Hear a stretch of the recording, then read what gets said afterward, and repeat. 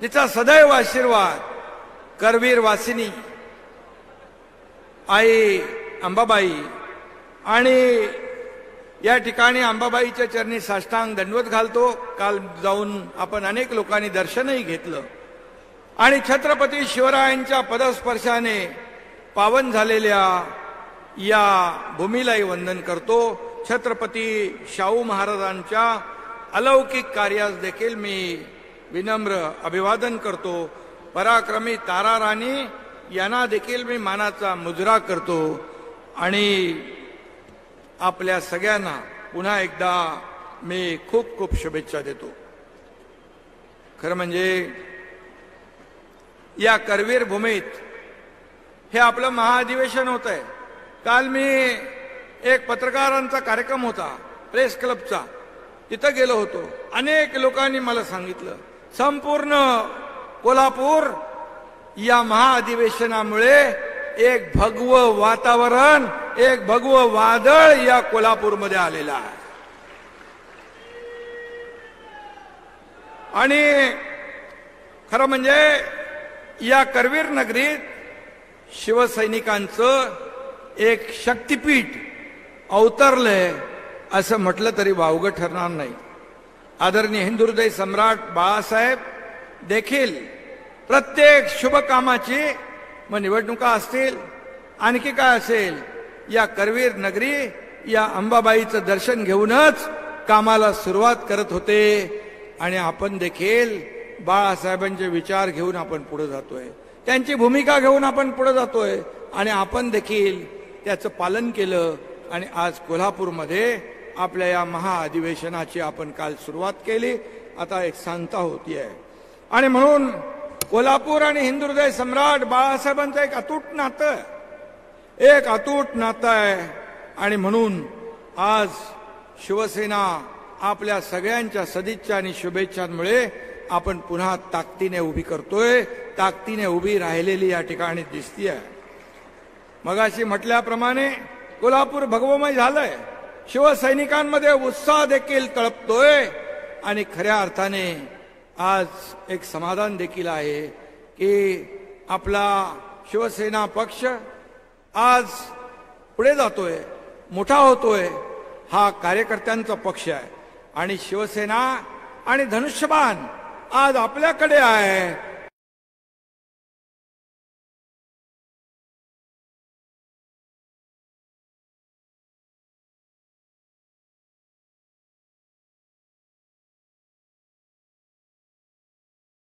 तुमच्याकडे आहे, ही फार मोठी जमेची बाजू आहे आणि म्हणून आपण पुढे घेऊन जातोय. म्हणूनच ह्या सगळ्या गोष्टी शक्य होतात.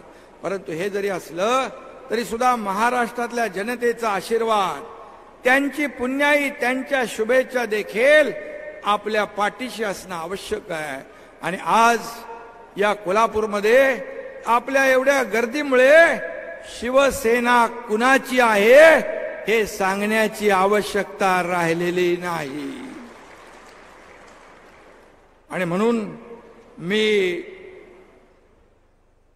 अधिवेशनामध्ये देखील अनेक आपण अभिनंदनाचे ठराव घेतले, शेतकऱ्यांचे ठराव घेतले, कष्टकऱ्यांचे ठराव घेतले. या राज्यातल्या प्रत्येक घटकाला न्याय मिळाला पाहिजे अशा प्रकारचे आपण ठराव घेतले. अभिनंदनाचे देखील ठराव आपण या ठिकाणी केले. या देशाचे आदरणीय प्रधानमंत्री नरेंद्र मोदीजी यांचं देखील आपण अभिनंदन केलं. करोडो रामभक्तांचं हिंदुहृदय सम्राट बाळासाहेबांचं स्वप्न साकार करण्याचं काम आदरणीय प्रधानमंत्री महोदयांनी केलं. राम मंदिराचं आणि 370 कलम याचं त्यांचा देखील आपण अभिनंदनाचा ठराव मांडला. त्यांचा देखील आपण अभिनंदनाचा ठराव मांडला. आणि त्याचबरोबर केंद्रीय गृहमंत्री आणि सहकार मंत्री यांनी देखील सहकार क्षेत्रामध्ये आमूलाग्र बदल घडवला. आणि तुम्हाला सांगायला मला या ठिकाणी आनंद वाटतो की जेव्हा आपला सहकार क्षेत्र, आपले ऊस पिकवणारे शेतकरी, साखर कारखाने अडचणीत आले त्यावेळेस सहकार मंत्री अमित शाह साहेबांनी 10,000 कोटीचं इन्कम टॅक्स माफ केलं. आणि सहकार क्षेत्रामध्ये सर्वसामान्य माणसाला न्याय मिळाला पाहिजे ही भावना मनामध्ये ठेवून अनेक निर्णय घेतले. त्यांचा देखील आपण अभिनंदनाचा ठराव केला, कारण त्यांनी 370 कलम मोदी साहेबांच्या मार्गदर्शनाखाली हटवलं. ती देखील बाळासाहेबांची इच्छा होती. आताच संसद रत्न डॉक्टर आपले श्रीकांत शिंदे आणि आपले आप्पासाहेब बारणे या दोघांना संसद रत्न मिळालं. त्यांचंही आपण अभिनंदन केलं. म्हणजे आपल्या पक्षामध्ये शिवसेनेमध्ये अशी रत्न आहेत की त्यांना संसदेचे पुरस्कारही मिळतात, विधानसभेतले पुरस्कारही मिळतात. आणि म्हणून माझी आपल्याला सगळ्यांना सूचना आहे की जे असे पुरस्कार मिळतात याचं अनुकरण आपण लोकप्रतिनिधींनी केलं पाहिजे. आणि खऱ्या अर्थाने आपण लोकांशी आपली नाळ जुळली आहे, लोकांशी आपली बांधिलकी आहे, ती जपण्याचं काम केलं, मुद्दे मांडले तर नक्कीच अशा प्रकारचे पुरस्कार आपल्या प्रत्येकाला मिळाल्याशिवाय राहणार नाहीत. अशा प्रकारचं काम मला अपेक्षित आहे. आणि म्हणून आज आपण पाहतोय, जर बाळासाहेब असते, मगाशी कोणीतरी म्हणालं, बाळासाहेब असते तर राम मंदिर होताना 370 कलम हटताना त्यांनी पाहिलं असतं तर या देशाचे प्रधानमंत्री मोदी साहेबांचं त्यांनी अगदी मुक्त कंठाने भरभरून स्वागत केलं असतं, त्यांचं अभिनंदन केलं असतं. परंतु जे वारसा सांगतात, एक शब्दही उच्चारण्याची हिम्मत त्यांनी दाखवली नाही.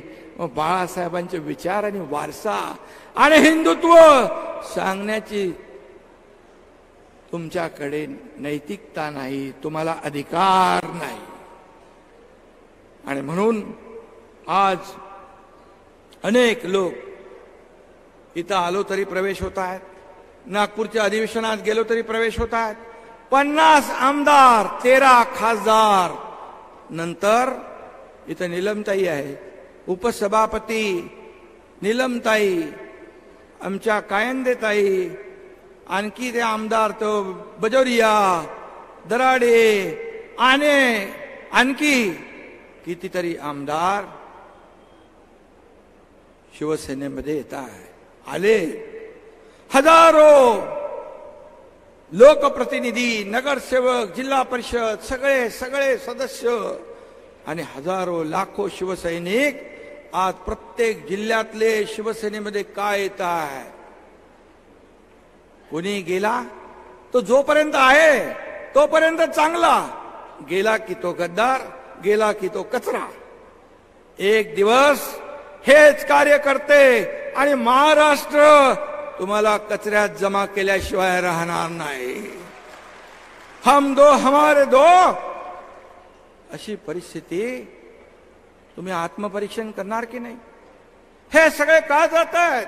कारण आम्ही शिवसेनेची, बाळासाहेबांची भूमिका घेऊन पुढे चाललो, बाळासाहेबांचे विचार आम्ही घेऊन पुढे चाललोय. आज सर्वसामान्य माणसाला मोठं करण्याचं काम बाळासाहेबांनी केलंय. इकडे मंत्री बसलेत, खासदार बसलेत, आमदार बसलेत, नेते बसलेत, आणि मी देखील मुख्यमंत्री म्हणून तुमच्या समोर उभा आहे. हे शिवसेनेचेच आशीर्वाद, बाळासाहेबांचेच आशीर्वाद, हे कदापि मला विसरता येणार नाही. हे शिवसेनेमध्येच घडू शकतं. आणि म्हणून तुम्ही सर्वसामान्य माणूस जेव्हा या राज्याचा मुख्यमंत्री होतो तेव्हा त्याला सर्वसामान्य माणसाची कदर, सर्वसामान्य माणसाच्या वेदना, सर्वसामान्य माणसाचे कष्ट त्याला माहीत असतात. आणि म्हणून आज आत्मपरीक्षण, आत्मचिंतन कुणी केलं पाहिजे हे आपण समजायला पाहिजे, पाहायला पाहिजे आणि त्यावर उपाय करायला पाहिजे. हे मला आपल्याला सांगण्याची आवश्यकता नाही. मी एवढंच सांगतो की आज या महाराष्ट्रामध्ये मी जिथं जिथं जातो तिथं तिथं हजारो लोक रस्त्याच्या दुतर्फा का थांबतात, काय त्यांना वेळ जात नाही म्हणून अगदी उशिरापर्यंत मी गणपतीत मुंबईत फिरलो, पुण्यात फिरलो, नाशिकमध्ये फिरलो, रात्री मुंबईमध्ये 3-3, 3:30, 4-4 वाजेपर्यंत का लोक थांबतात? जर आम्ही चुकीचं पाऊल उचललं असतं तर ते लोक थांबले असते.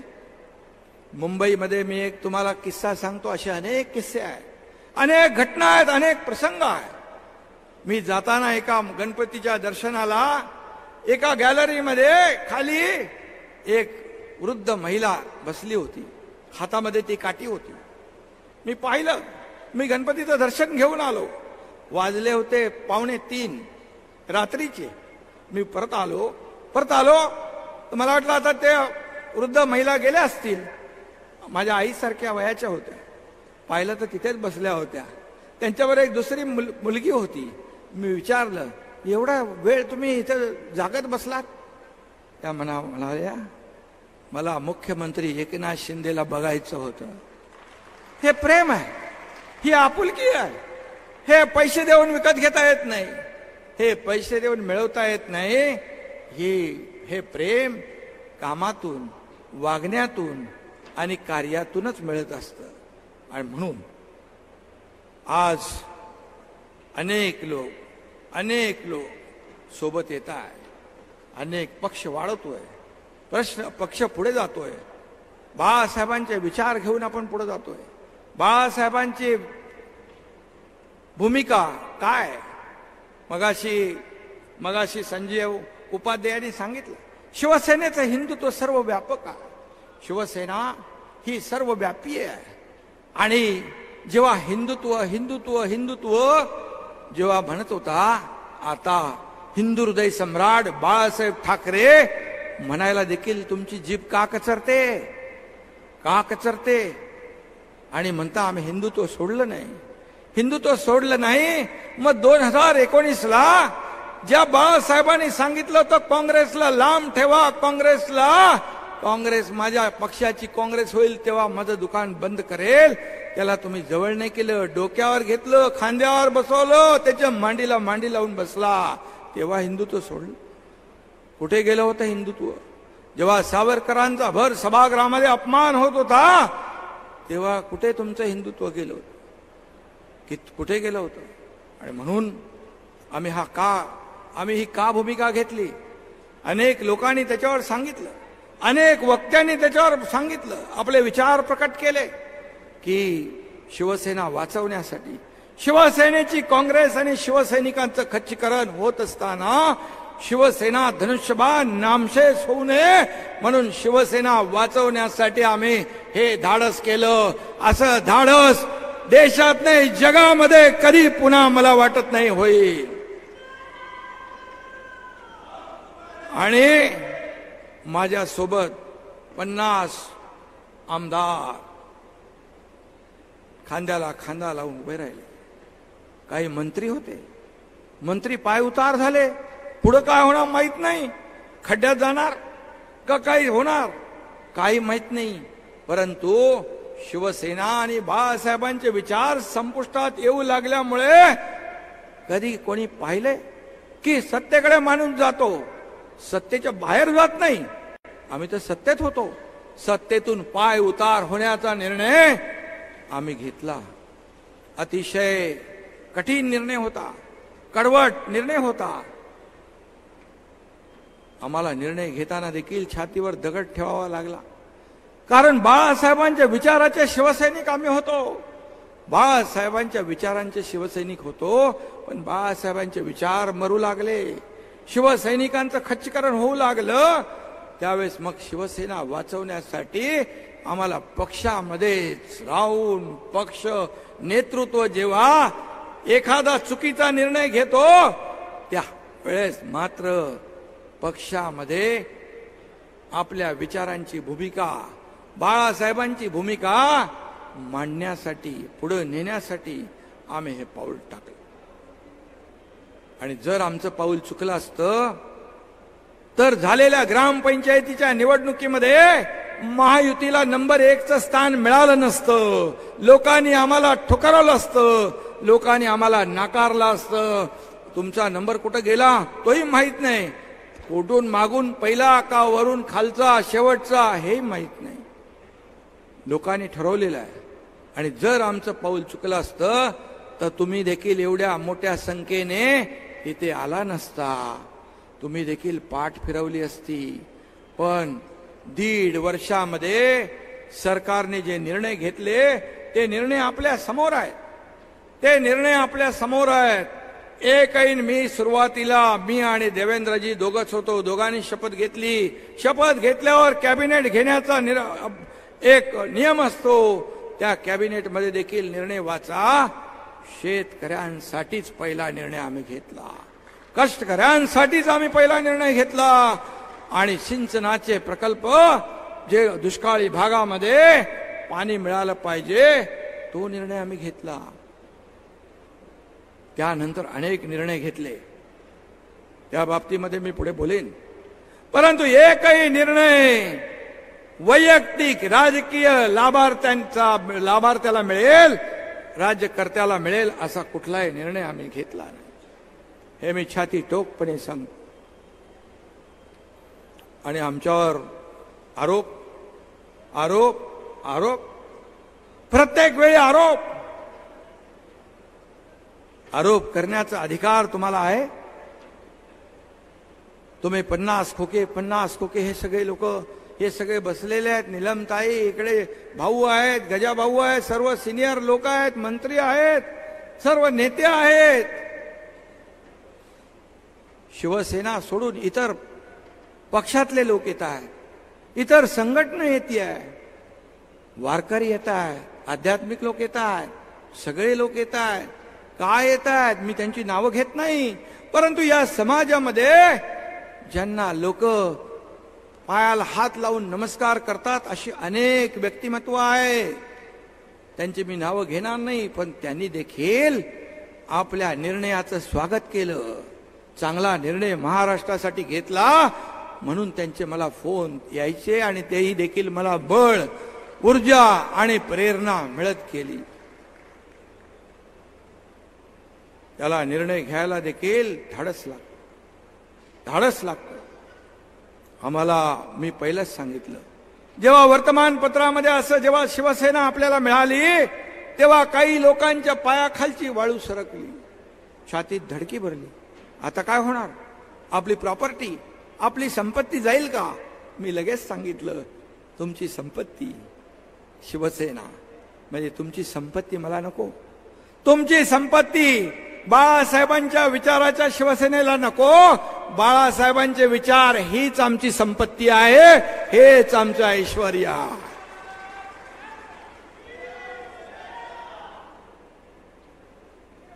तुम्ही काय केलं? तुम्हाला कोणीतरी मध्ये म्हणालं यांना तर खोके पुरत नाही, यांना कंटेनर लागतात. आणि त्याचा साक्षीदार सगळ्यात जास्त मी असू शकतो. काय गुलाबराव, केसरकरांना नाही माहित आहे, तानाजीरावांना नाही माहित आहे, सगळ्यांना माहित. आणि म्हणून उदय सामंत इकडे आहे. परंतु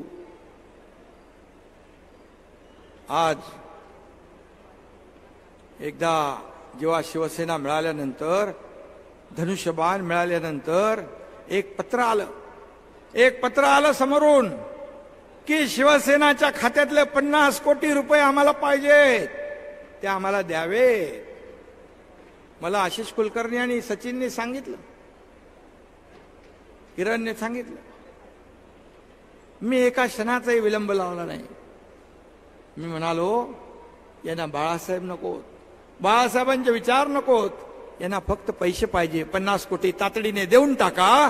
50 कोटी रुपये तातडीने दिले. 50 खोक्यांचा आरोप करणारे तुम्ही 50 खोके मागताना जरा जनाची नाही तर मनाची तरी काय ती वाटली पाहिजे होती.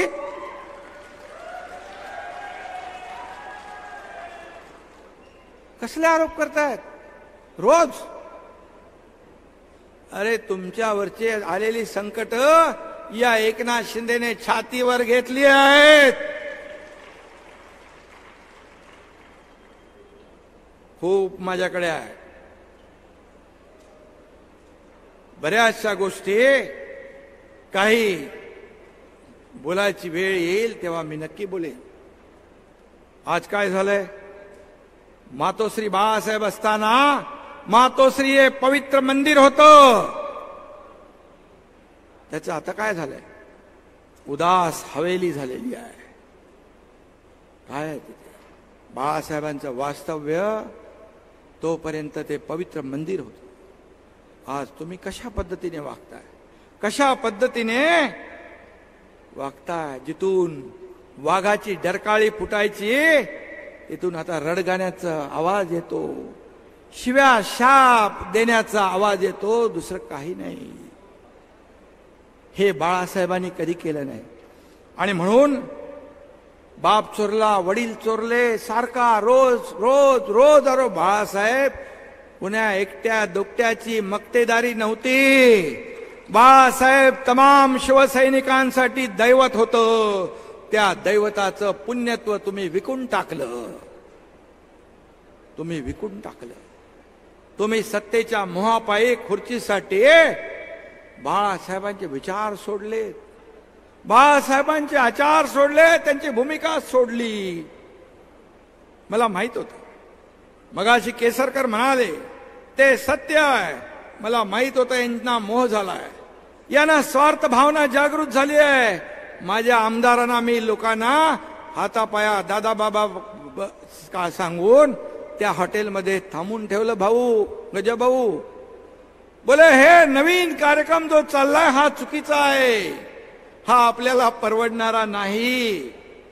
कोण कधी खड्ड्यात घालेल ते माहित नाही.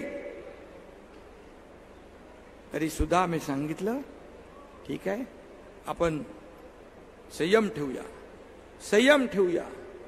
एका पक्षप्रमुखाला या सत्तेचा मोह आतापासून नव्हता, 2004 पासून होता. सुप्त इच्छा होती. अर्जुन खोतकर आता मला खुणवतायत. अर्जुन खोतकर साक्षीदार आहेत, आणखी काही लोक साक्षीदार आहेत. अरे आम्हाला सांगितलं असतं. मी म्हणालो जेव्हा मला म्हणाले की शरद पवार साहेबांनी सांगितलं की तुम्हाला मुख्यमंत्री व्हावं लागेल, मी म्हणालो ते घाबरले होते. अगदी रडवेला चेहरा होता. एकनाथ शिंदेची रिॲक्शन काय पाहत होते. मी क्षणभर मनात विचार केला, आता ह्यांच्या मनामध्ये मोह आलेला आहे, सत्याची खुर्ची यांना पाहिजे. मी क्षणात म्हणालो मग ठीक आहे तुम्ही पुढे व्हा.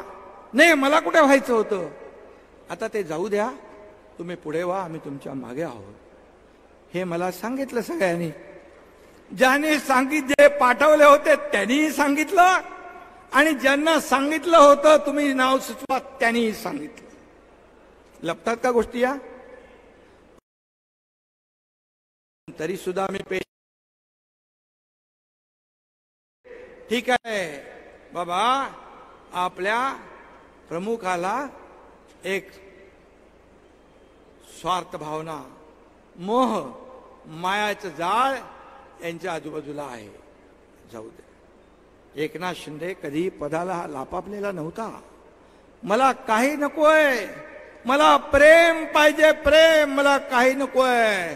मी त्यांना सांगितलं, तुम्ही मला हे सांगितलं असतं तर मी तसा माहोल तयार केला असता.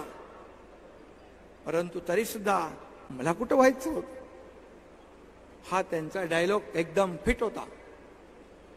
एक सांगतो तुम्हाला, ते जसे दिसतात तसे नाही.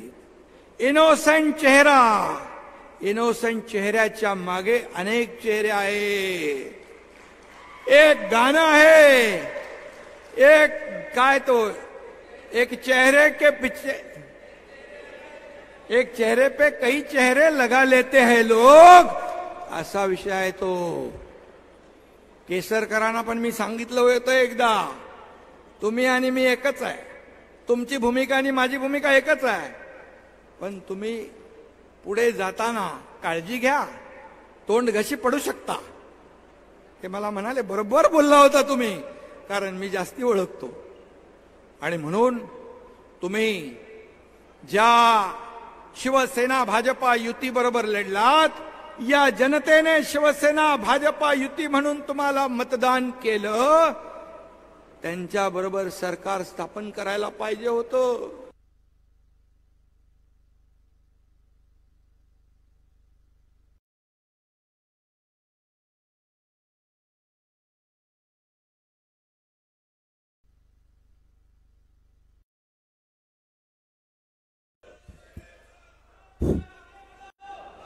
लग्न एका बरोबर, अरे माझा असा मध्ये मध्ये आवाज बंद करू नका, तसा तो बंद होऊ शकत नाही. माझ्याबरोबर सगळे शिवसैनिक आहेत.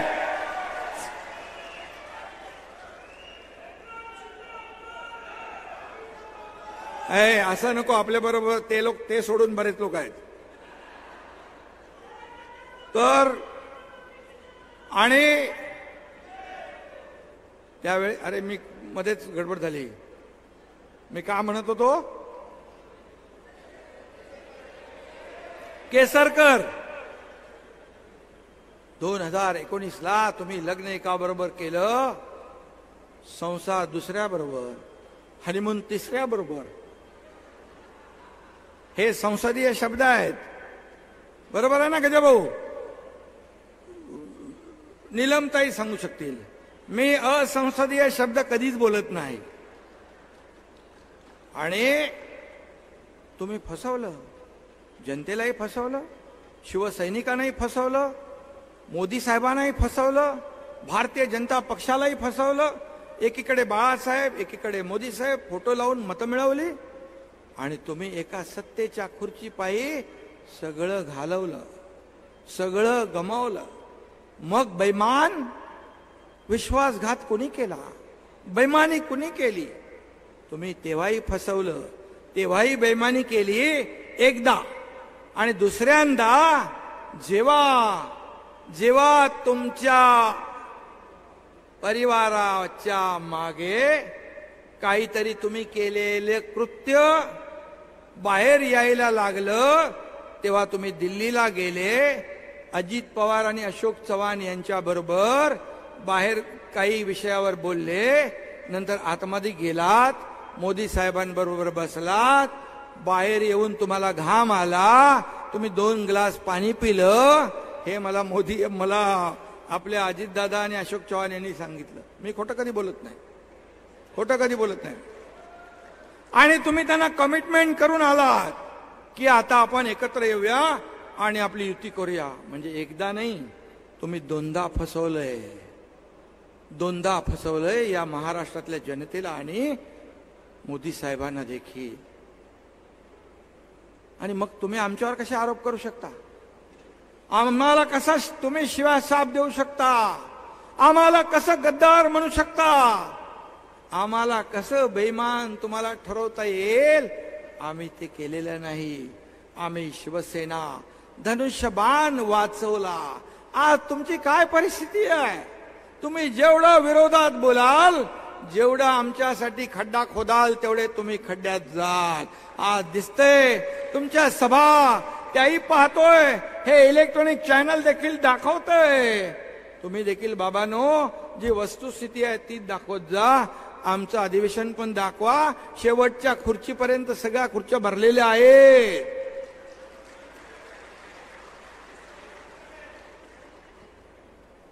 आणि मगाशी कोणीतरी आपले संजीव उपाध्याय म्हणाले, चेहरा आपण आरशाच्या समोर पाहायचं असतं. तर खरं म्हणजे वारसा सांगणाऱ्यांनी स्वतः पहिला आरसा पाहावा, आणि स्वतःची कर्तृत्व जी आहेत ती आरशात पाहावी. किती मुखवटे घालून फिरणार तुम्ही? हे काय लपत नाही, हे छपत नाही. या सगळ्या गोष्टी बाहेर येत असतात. आणि म्हणून बाळासाहेबांचा वारसा सांगायला तोंडात नाही, या मनगटात जोर असावा लागतो, मनगटात ताकद असावी लागते. आणि म्हणून ज्यांनी शिवसेना वाढवण्यासाठी अतोनात मेहनत केली, रक्ताचं पाणी केलंय, तर नेते बसलेले आहेत, कार्यकर्ते बसलेले आहेत. शिवसेना मोठी शिशिर शिंदे बघा तिकडे आहे, त्यांनी तर पाकिस्तानची मॅच होऊ नये म्हणून ते कुठलं स्टेडियम, वानखेडे स्टेडियम खोदून टाकलं, जेलमध्ये पण गेले. असे किती आहेत लोक जेलमध्ये गेले, जेल भोगली, काही लोकांची हत्या झाल्या. बाळासाहेबांसोबत काम केलेले नेते इकडे आहेत. शिवसेना अशीच मोठी झाली नाही. रक्ताचं पाणी, तुळशी पत्र घरावर ठेवले लोकांनी, तेव्हा शिवसेना मोठी झाली. तुम्ही तर आले आयत्या पिठावर, काय म्हणतो आपण, त्याही नीट मारता आल्या नाही.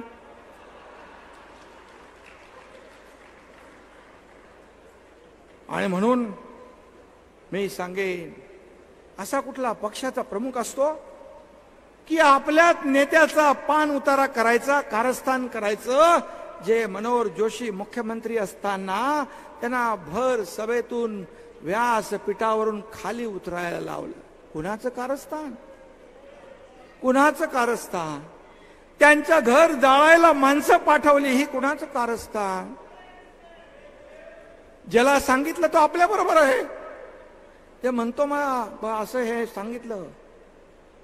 मी रामदासबाईंना सांगितलं षण्मुखानंद मध्ये येऊ नका, तुमचा मनोहर पंत करायचा प्रयत्न इकडे चालू आहे. त्यांचा देखील अशाच प्रकारचा अपमान करण्याचा कारस्थान त्यांनी केलं. गजाभाऊ इकडे बसलेले आहेत, त्यांना किती वेळा परत पाठवलं तेही त्यांना माहिती आहे. याच लोकांनी शिवसेना मोठी केली. हेच लोक बाळासाहेबांच्या खांद्याला खांदा लावून काम करत होते. आज नारायण राणे साहेब असतील, राज ठाकरे साहेब असतील, काय मागितलं होतं त्यांनी? काय त्यांचं तुम्हाला त्रास होता?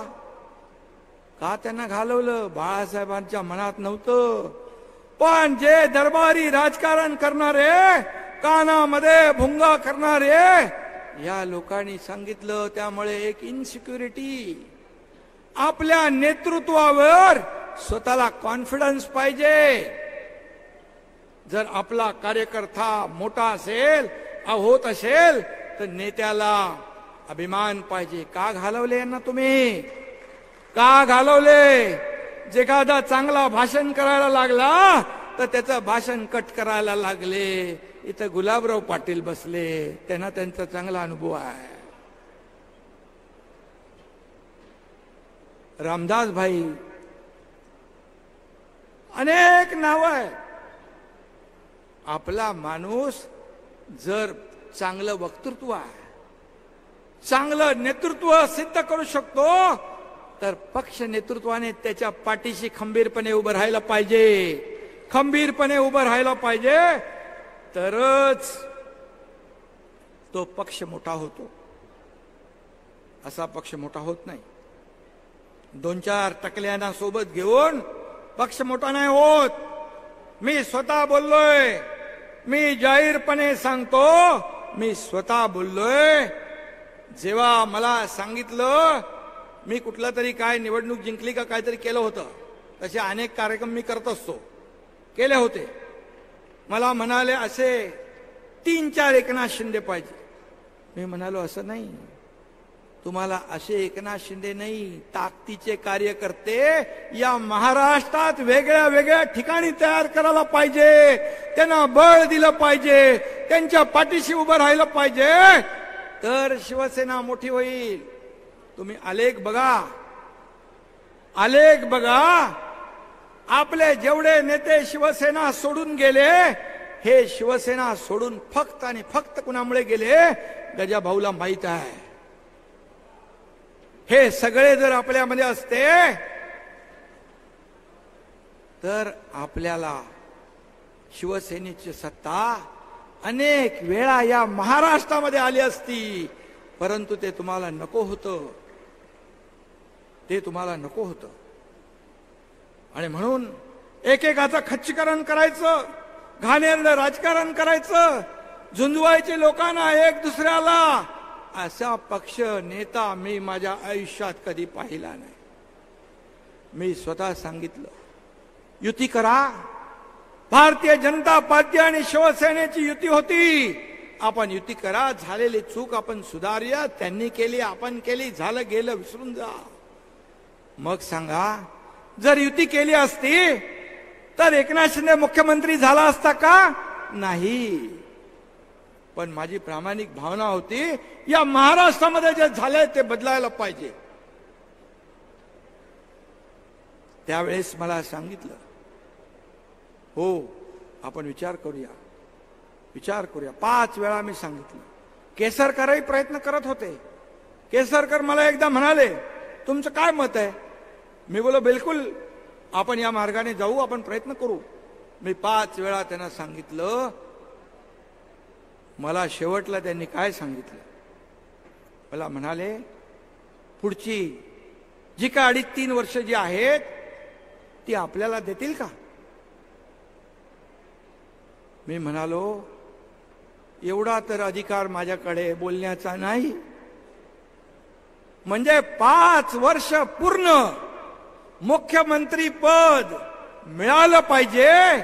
खालची शिवसेना, शिवसैनिक खच्ची झाले, काही झालं, वाट लागली तरी चालेल. खुर्चीत बसायचं. पण जी खुर्चीत बसलेत त्याचे 4ही पाय तर मजबूत पाहिजे. शेख चिल्ली सारखं झाडावर बसूनच फांदी तोडायची आणि नंतर मुंगेरीलालचे स्वप्ने पाहायचे. हे सगळं काम कसलं आहे? असलं घाणेरडं राजकारण मी आयुष्यामध्ये माझ्या पाहिलं नाही. आणि पुत्रप्रेमामुळे धृतराष्ट्राला देखील मागे पाडलं. धृतराष्ट्रात ना का? तुम्ही शंभूराज देसाई कुठं आहेत? शंभूराज देसाई इकडं आहेत.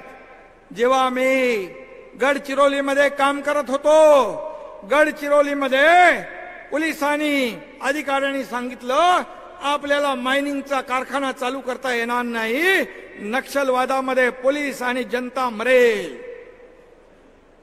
मी म्हणालो, नक्षलवाद मोठे का सरकार मोठं?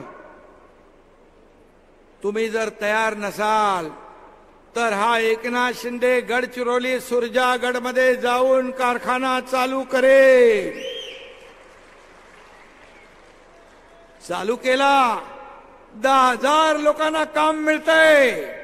आणखी 20,000 कोटीचा इन्व्हेस्टमेंट करतो स्टील इंडस्ट्री, त्याच्यात 15,000 लोकांना रोजगार मिळेल. टाटा कन्सल्टिंग, टाटा टेक्नॉलॉजीने तिथे स्किल डेव्हलपमेंट सेंटर सुरू केलंय. इन्व्हेशन, इनोव्हेशन आणि इन्क्युबेशन सेंटर. 5,000 तरुण दरवर्षी तिथं ट्रेंड होतील आणि प्रत्येकाला नोकरी मिळेल. अशा प्रकारचं काम तिथे चालू झालं. अनेक उद्योजक मागे लागलेत, आम्हाला जागा द्या, आम्ही. हे मी केलं.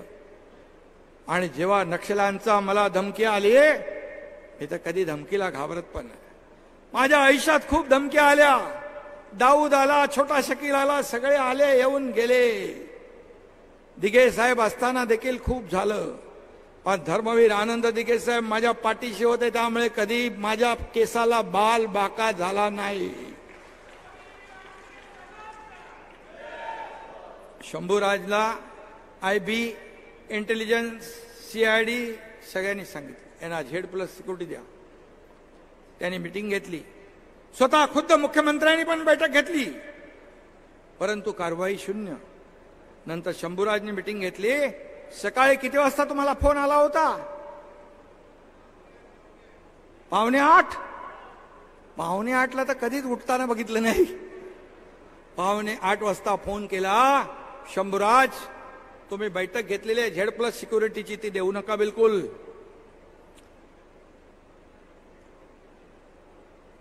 मला यांनी फोन केला, तुमची नको मला.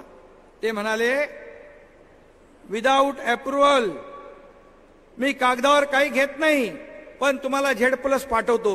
मी बोलो, तुमची Z+ तुमच्याकडे राहू द्या, माझ्याकडे जे पोलीस आहेत ते पण घेऊन जा. एकनाथ शिंदे हा डरपोक नाही, हा निधड्या छातीचा बाळासाहेबांचा, दिघे साहेबांचा चेला आहे.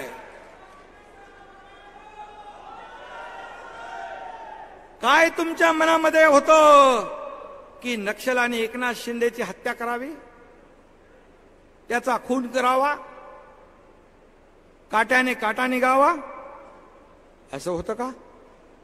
अशी शंका मी सांगतो, कारण मी तुमचा अडसर नव्हतो. तुम्ही मला अडथळा का समजत होते? कुणासाठी, कशासाठी?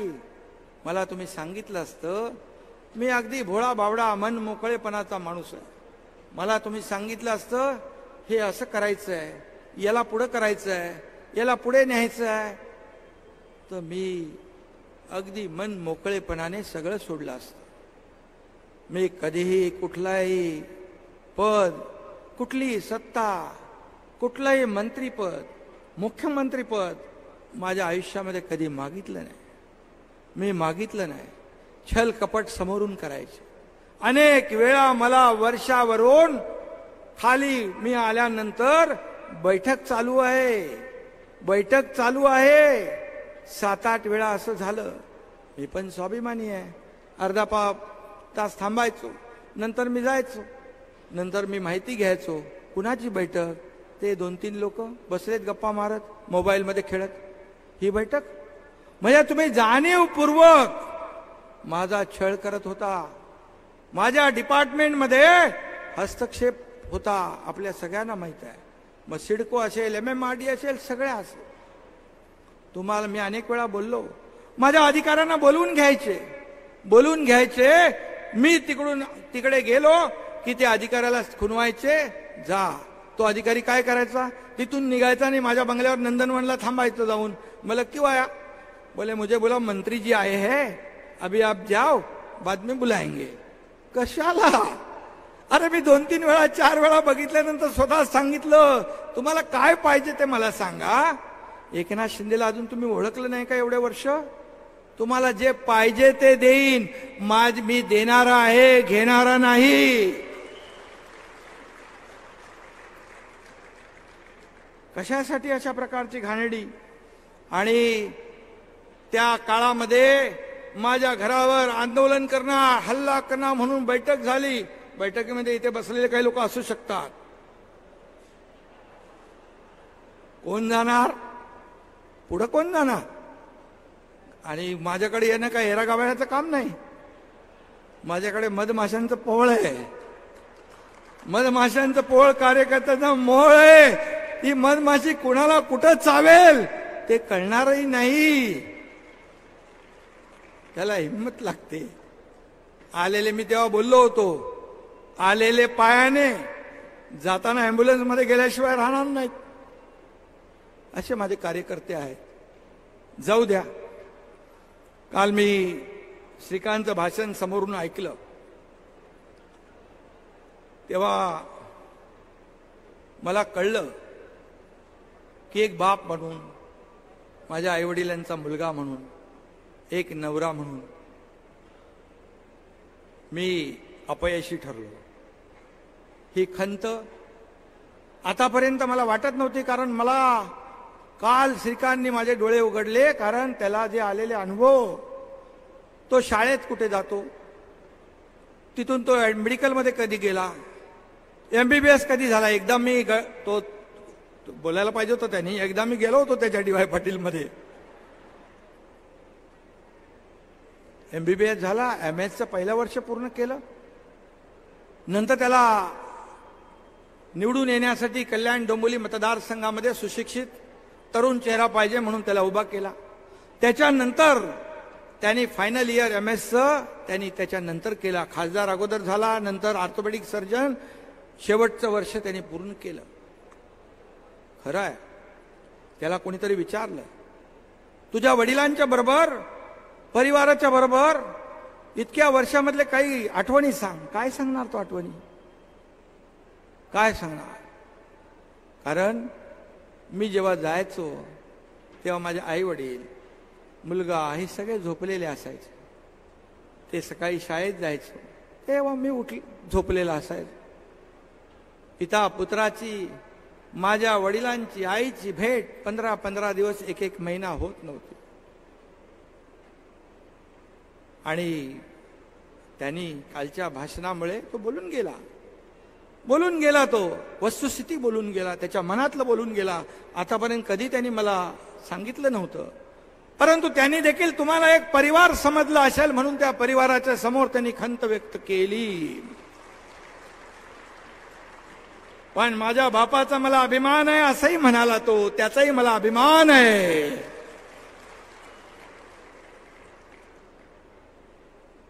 पण आता काय, आता तर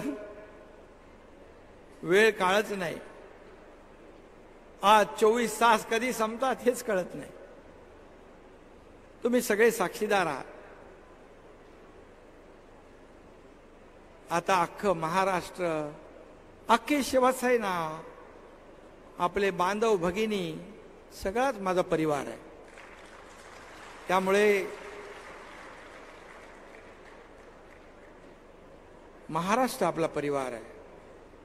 माझं कुटुंब, माझा परिवार इतक्यापुरतं मर्यादित आपण नाही.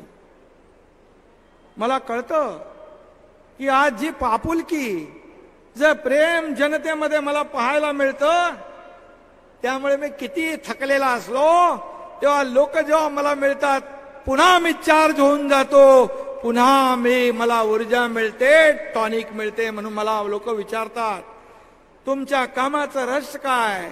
माझ्या कामाचं रहस्य गर्दी, हेच माझं टॉनिक आहे. माझे कार्यकर्ते, हेच माझं टॉनिक आहे. सगळ्यांना या गर्दीमध्ये इच्छा असून देखील भेटता येत नाही, परंतु मी भेटण्याचा प्रयत्न करत असतो. पोलिसांनाही मी सांगतो, अरे हे परिवार आहे माझा, तुम्ही सांभाळून घ्या. ते त्यांच्या सुरक्षेचं काम करत असतात. हे कवचकुंडल आहे, याच्यातून मला काही धोका होणार नाही. आणि मारने वाले से बचाने वाला बडा होता है. त्यामुळे मी कुठल्याही संकटाला कधी घाबरत नाही, कधी घाबरलो नाही, कधी घाबरणार नाही. ये बाळासाहेब आनंद दिघे साहेबाचा चेला हा एकनाथ शिंदे आहे. आयुष्यामध्ये माझ्या खूप प्रसंग आले, पण मी कधी डगमगलो नाही. दुःखाचेही आले. तुमच्यासारखे कार्यकर्ते, दिघे साहेब सगळे माझ्या पाठीशी उभे राहिले, आणि म्हणून मी आज तुमच्या समोर उभा राहून बोलू शकतो. नाही तर हा एकनाथ शिंदे देखील आयुष्यामध्ये एका टप्प्यात कोलमडला होता. पण दिघे साहेब म्हणाले, माझ्या घरी दिघे साहेब 5 ते 6 वेळा आले. त्यांच्या डोळ्यात मी पहिल्यांदा त्यावेळेस अश्रू पाहिले.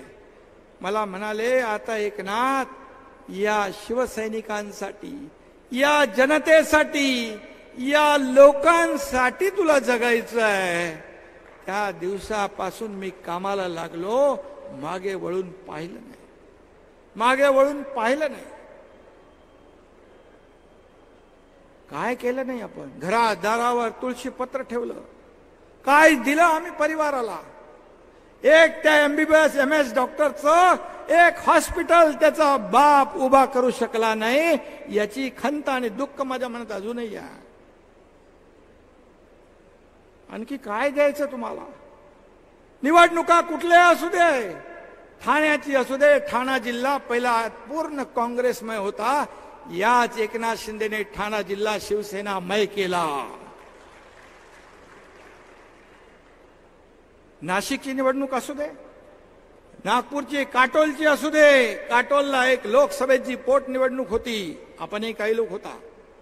कुठलीही निवडणूक असू दे, महापौर पदाची असू दे, कसली असू दे, खासदारकी असू दे, पोट निवडणूक असू दे, हा एकनाथ शिंदे आपली सगळी टीम घेऊन जायचा, सगळं करायचा, जे लागतं ते सगळं, आणि त्या माणसाला विजयी करायचा. शाल आणि पुष्पगुच्छ घेऊन जायचा आणि त्यांना आम्ही घालायचो. असा कार्यकर्ता तुम्ही का ओळखला नाही? जो स्वतःसाठी कधी जगला नाही आणि स्वतःसाठी कधी मी जगणार नाही. मी दुसऱ्याचं दुःख ते माझं दुःख समजून मी काम करतो.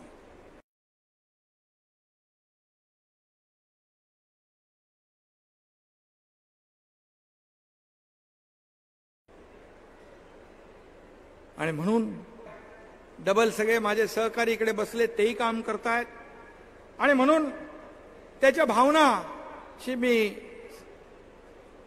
सहमत आहे, त्याच्या भावनांशी मी सहमत आहे. आणि म्हणून मी एवढंच सांगेन की त्याने हेही म्हटलं की राजा का बेटा राजा नहीं होगा. हे खरं आहे, राजा का बेटा राजा नहीं होगा, जो काम करेगा वो राजा बनेगा.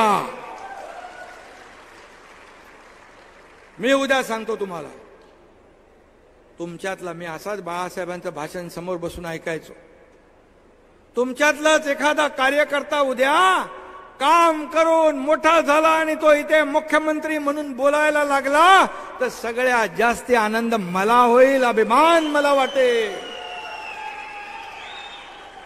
ही शिवसेना आहे. या शिवसेनेमध्ये कोणी मोठा नाही, छोटा नाही, कोणी मालक नाही, नोकर नाही. हे नोकर आणि मालक समजत होते. एक मध्य प्रदेशचा प्रमुख, दिल्लीचा प्रमुख, पक्ष प्रमुख, राज्य प्रमुख, ते जेव्हा मला दिल्लीत भेटायला, दिल्लीत आपली बैठक होती सगळ्या राज्य प्रमुखांची, आपण निर्णय घेतल्यानंतर ते सगळे राज्य प्रमुख आपल्या सोबत आले. त्या दोघांना फोन गेले, तुम तो मालिक के साथ रहना मांगता है, नौकर के साथ क्यों जा रहे. म्हणजे आम्ही नोकर. त्यांनी त्याच्या भाषणात पण सांगितलं तिकडे, इथं मालक नोकर कोणी नाही, सर्व समान, सर्व आपण कार्यकर्ते म्हणून काम करायचंय, मोठा छोटा कोणी नाही. तुम्ही तर समजतो तुम्ही सगळे मुख्यमंत्री आहात माझ्यासाठी, तुम्ही एकनाथ शिंदे बनून काम करायचं. आणि मोगलांच्या जमान्यामध्ये मोगलांच्या घोड्याला देखील संताजी धनाजी दिसायचे. गुलाबराव, संताजी धनाजी तुम्हारे इधर आए थे ना, अभी येऊन गेले. कोण आया था, बछड़ा आया था का? ठीक है, लेकिन गुलाबराव इतके उन्हाळे पावसाळे तुम्ही बघितलेत, जेल भोगलेत, अंगावर पोलिसांच्या लाट्या काट्या खाल्ल्यात. तुमच्यामुळे गर्दी होत होती. त्यांना वाटतं की आम्हाला बघून लोक येतात. तुमच्यामुळे येत होते लोक, तुम्ही नसल्यामुळे बदल तुम्ही बघितला, बदल मी पाहिला. आणि म्हणून एक शेतकऱ्याचा मुलगा, एक कष्टकऱ्याचा मुलगा, एक सर्वसामान्य घरातला मुलगा मुख्यमंत्री झाला, याचं दुःख त्यांना आहे, याची जेलसी आहे, याचा द्वेष आहे. बोलण्यातून ते जाणवतंय. का शेतकऱ्याच्या मुलाने मुख्यमंत्री होऊ नये? का धनदांडग्या आणि सोन्याचा चमचा घेऊन आलेल्याच लोकांनी मुख्यमंत्री व्हायला पाहिजे? हा काय करारनामा आहे? मी म्हणालो जो काम करेगा वही राजा बनेगा. तुम्हाला ते नको आहे. परिवारवाद या सगळ्या गोष्टींना आपण फाटा दिला पाहिजे. सगळं आज मी दावोसला गेलो, 3,73,000 कोटीची इन्व्हेस्टमेंट आणली, तरी दुःख. मी शेतावर गेलो हेलिकॉप्टरने, तरी हेलिकॉप्टरने शेतावर जातो आणि शेती करतो. मग काय चालत जाणार मी? अरे मी शेतकरी आहे. मी तिथं गेल्यावर मी आपोआप माझे पाय तिकडे वळतात. शेती आणि मातीशी माझी नाळ जुळलेली आहे, मी विसरू शकणार नाही. मग हेलिकॉप्टर मध्ये जाऊन शेती करणारा बरा का हेलिकॉप्टर मधून फोटो काढणारा बरा? ते सांगा मला. शेती करणारा बरा. आणि म्हणून मी कुठं ते मगाशी कोणी सांगितलं, कुठली वाडी ती? इरशाळवाडी. इरशाळवाडीला गेलो मी. दादा भुसे माझ्याबरोबर होते, गुलाबराव होते, आपलं नाही उदय सामंत होते. मला म्हणाले लवकर चला, आता आपलं काम झालं इथून. मी म्हणालो हो जाऊया, आपण जाऊया. मला जायचं होतं वरती म्हणजे वर नाही, तिकडे इरशाळवाडीवर. एवढ्या लवकर नाही, तुमची सेवा करायची आहे, शिवसेना वाढवायची आहे, सगळं करायचं आहे. आणि मी एसपीच्या गाडीत बसलो, कलेक्टर आणि एसपी आम्ही तिघच गेलो डायरेक्ट इरशाळवाडी. तिथं गेलं तेही तुम्हाला दुःख.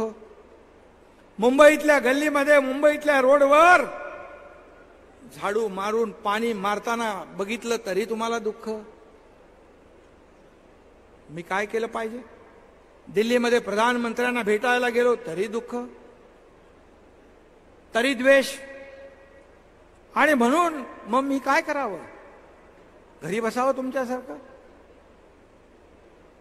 मी काम करणारा कार्यकर्ता आहे, मी लोकांना भेटणारा कार्यकर्ता आहे, लोकांमध्ये जाऊन त्यांच्या वेदना आणि व्यथा जाणून घेणारा मी मुख्यमंत्री आहे. मुख्यमंत्री म्हणजे माझ्या व्याख्येमध्ये सीएम म्हणजे चीफ मिनिस्टर नाही, सीएम म्हणजे कॉमन मॅन.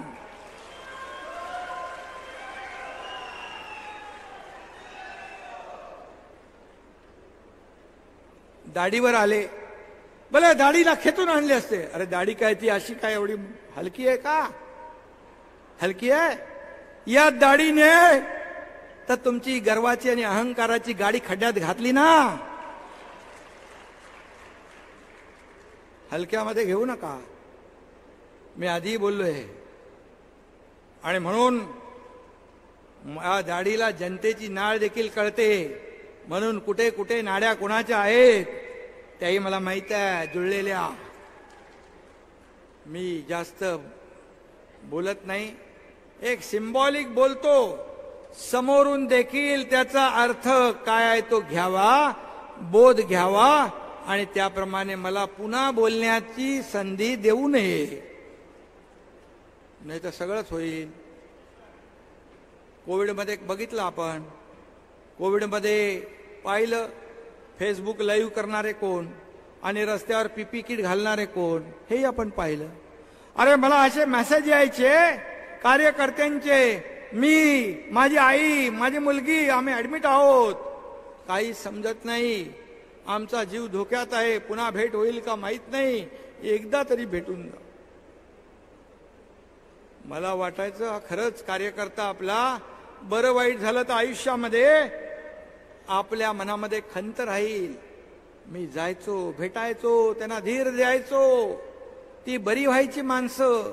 अनेक वेळा एकदा बघितलं हा एकनाथ शिंदे हॉस्पिटलमध्ये जातोय, मला अनेक मेसेज यायचे, मी त्यांना भेटायचो. एकदा, दोनदा, तीनदा मला कोविड झाला, पण मी घाबरलो नाही. पण तुम्ही काय केलं? मी रस्त्यावर होतो, तुम्ही कोविडमध्ये खिचडीमध्ये पैसे खाल्ले, डेड बॉडी बॅग मध्ये पैसे खाल्ले. काय कफन? तुम्ही आमच्यावर मग आरोप करता कफन चोर, खिचडी चोर? काय बोलायचं? कुठे पैसे घ्यायचे? पुराव्यानिशी सगळं आहे, एक एक एक एक एक एक ते बाहेर येईल. जेवढा आरोप तुम्ही कराल त्यावेळेस आपली दोन बोट समोर आहेत, एक बोट आहे तर 3 बोट आपल्याकडे, ते लक्षात ठेवा. तुम्ही फेसबुकवर खेळायचे, हा Eknath Shinde face to face खेळायचा. त्याच्यातच मला फील्डवर काम करणारा हा एकनाथ शिंदे आहे. कार्यालयात बसून माहिती घेऊन निर्णय घेणारा हा एकनाथ शिंदे नाही. त्यामुळे मला कोणीच फसवू शकत नाही. आणि म्हणून 2.5 वर्ष फेसबुक लाईव्ह वर काम करणारा आणि हा एकनाथ शिंदे रस्त्यावर उतरून काम करणारा जनता सुज्ञ आहे. जो काम करणारा आहे त्याच्या मागे जनता उभी राहते. हा एकनाथ शिंदे घर बसल्या उंटावरून शेळी हाकणारा मुख्यमंत्री नाही, हे देखील मी आपल्याला सांगू इच्छितो. आणि म्हणून आपल्याला एकच सांगेन, निवडणुका आल्यात, अनेक लोकांनी त्याच्यावर भाष्य केलेलं आहे. निवडणुकांचा कार्यक्रम लवकर लागेल. या निवडणुका आपल्याला जिंकायच्या आहेत. लोकसभा ही पहिली निवडणूक आपल्या पक्षाची आहे. आणि म्हणून या निवडणुकीमध्ये निवडणूक याद्यावर लक्ष ठेवा. याद्यांमध्ये आपले नावं नसतील तर घालून घ्या, चुकीचे असतील तर काढून टाका. आणि मला प्रत्येक शिवसेना वाढवत असताना शाखांचं जाळं निर्माण करा. गाव तिथे शाखा काढा, गावाच्या वेशीवर शिवसेनेचा फलक लावा, घर तिथे शिवसैनिक करा. आणि या लोकसभेमध्ये, विधानसभेमध्ये, प्रत्येक विधानसभेत 50 ठिकाणी आपल्या शिवसेनेला आघाडी मिळाली पाहिजे, याच्यावर काम करा. म्हणजे आमदार असतील आणि पदाधिकारी आणि कार्यकर्त्यांनी हाच तुमचा रिपोर्ट कार्ड असेल, याच्यावरच पुढचं भवितव्य आपल्या पक्षाचं ठरणार आहे, माझंही आणि तुमचंही. त्यामुळे डोळ्यात तेल घालून काम करा. तिकीट नाही मिळालं, इतर निवडणुका येतील, तिकीट एकच असतं. तिकीट नाही मिळालं म्हणजे सगळं संपलं असं होत नाही. सत्तेमध्ये अनेक सत्तेची पदं असतात, अनेक निवडणुका, जिल्हा परिषद, महापालिका सगळे येतील. आणि त्याचबरोबर काम करत राहा. आपल्या विधानसभेमध्ये जास्तीत जास्त आणि आपल्या लोकसभेत जास्तीत जास्त काळ तुम्ही वेळ द्या. मुंबईमध्ये कमी या. तुमचं काय असेल तर फोनवरून सांगा. आठवड्यातून एखाद दिवस आपण समजू शकतो, परंतु दररोज मुंबईमध्ये येणं बंद करा. शेवटी लोकांशी तुमच्या कनेक्ट पाहिजे. कनेक्ट तुटला की सगळं तुटलं, सगळं सुटलं. आणि म्हणून सगळे पदाधिकारी नेमा, चांगले पदाधिकारी, ताकदीचे पदाधिकारी नेमा, प्रामाणिक पदाधिकारी नेमा, ज्याच्या मागे ताकद आहे. आपल्या मागे पुढे फिरणारा पदाधिकारी बिलकुल नेमू नका. तो जर नेमला तर तुम्ही स्वतःला नाही, पक्षाला नाही, मुख्यमंत्र्याला नाही, तर आपल्या शिवसेनेचं नुकसान करताय, हे लक्षात घ्या. शिवसेनेचं नुकसान म्हणजे या राज्याचं आणि तुमचं, आमचं सगळ्यांचं नुकसान. आज मी काही गोष्टी जे बोलतोय, कार्यकर्त्याला जपा. जो कार्यकर्ता निवडणुकीमध्ये आवडता असतो, निवडणूक झाली की तो नावडता होता कामा नये.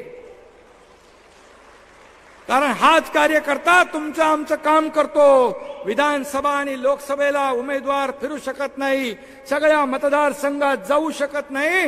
हा कार्यकर्ताच आपलं मार्केटिंग, ब्रँडिंग करतो.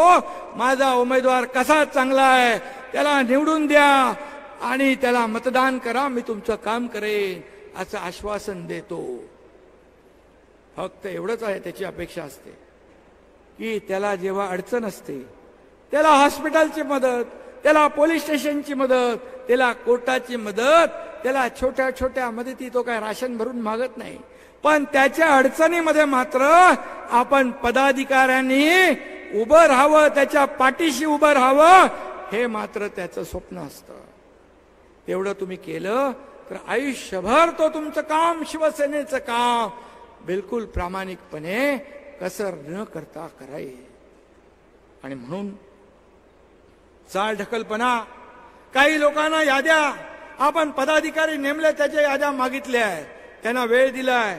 काही लोकांनी ते चांगलं काम केलंय, काही लोकांनी केलं नाही, त्यांनी तात्काळ करावं.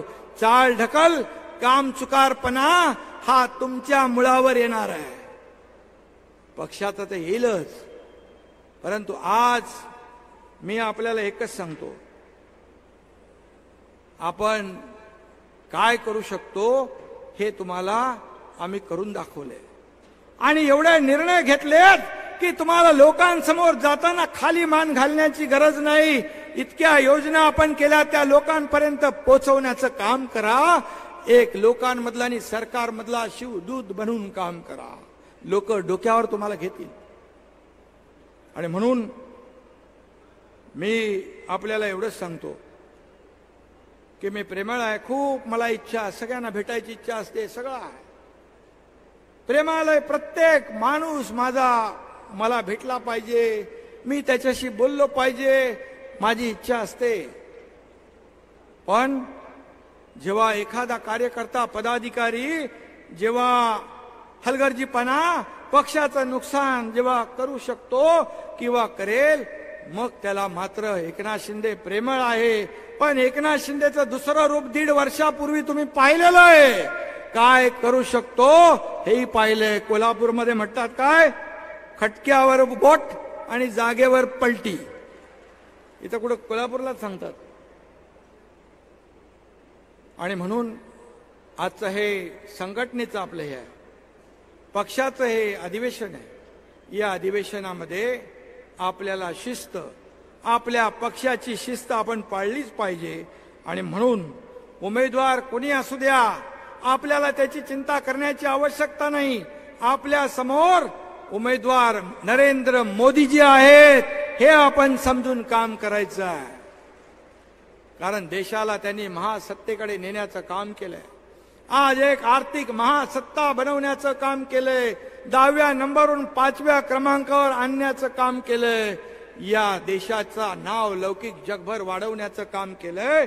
आणि त्यामुळे आपल्या बाळासाहेबांचे विचार आणि केंद्र सरकार मोदीजींनी 10 वर्षात केलेलं काम आणि राज्य सरकारने 1.5 वर्षात केलेलं काम आपल्याला घराघरामध्ये पोचवायचं, एवढंच आपल्याला करायचं.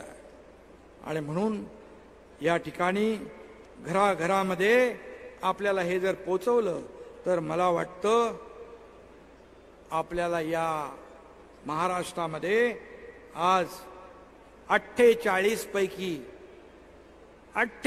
पैकी आपला जो 45+ नारा आहे तो आपण अचीव केल्याशिवाय, जिंकल्याशिवाय राहणार नाही. अशा प्रकारचं काम आपल्याला करायचं आहे. आणि म्हणून मी आपल्याला एवढं सांगेन, बाळासाहेबांचे विचार, त्यांची भूमिका याला कदापि तडा जाऊ देणार नाही. माझ्या शरीरामध्ये रक्ताचा शेवटचा थेंब असेपर्यंत या महाराष्ट्रातल्या शिवसैनिक आणि जनतेची सेवा हा एकनाथ शिंदे अविरतपणे करत राहील, अशा प्रकारचा शब्द मी आपल्याला देतो. शेवटी तुम्ही सहकार्य आहात, तुम्ही माझा परिवार आहात. आणि म्हणून काही गोष्टी मला थोड्या, आज आपलं महाअधिवेशन, यामध्ये काही गोष्टी ज्या मला शिस्तीच्या बोलाव्या लागतात, त्याप्रमाणे आपल्याला काम करायचं आहे.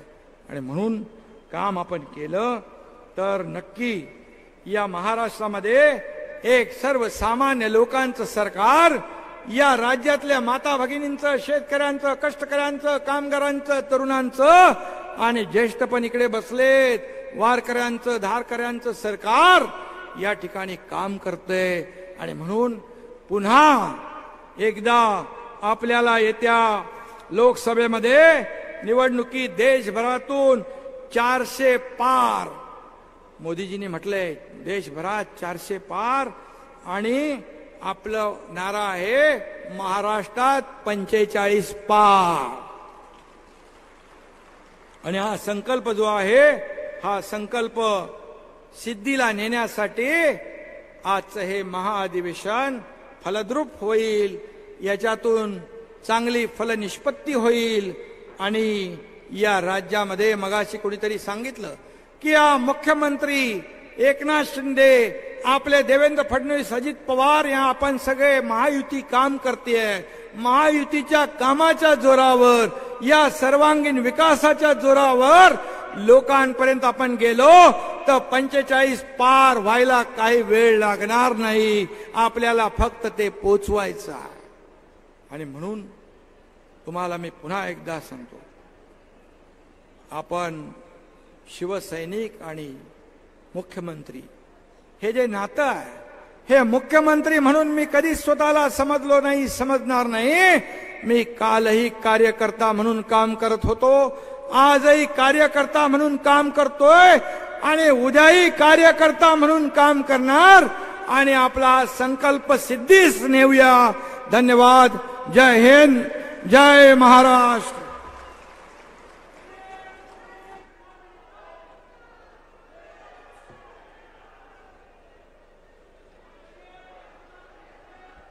वाघ एकला राजा, बाकी खेळ माकडांचा. घडवून दावू आम्ही जे कधीच कुणाचं ना जमले, एकनाथ शिंदे साहेबांच्या नेतृत्वाखाली जमले सगळे हे मावळे. गेले 2 दिवस